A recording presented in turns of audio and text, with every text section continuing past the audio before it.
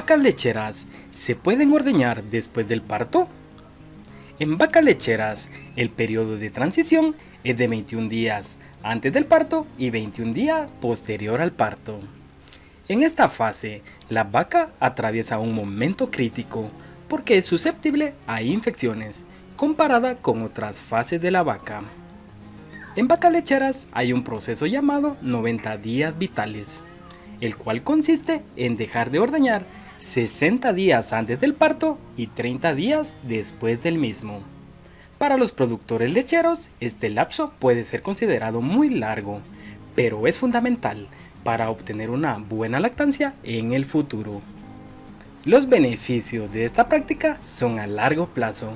Uno de ellos es la disminución en el uso de antibióticos, lo que repercute en el aumento de la calidad de la leche.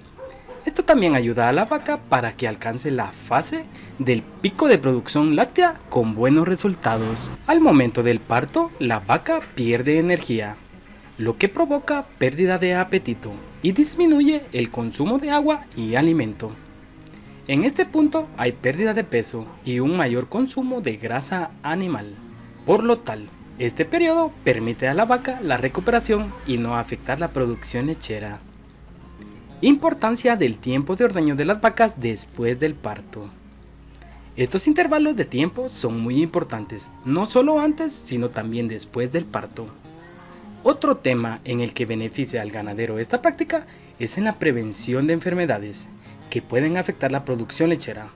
Al mismo tiempo es muy rentable, puesto que se evitan costos por uso de medicación y tratamientos.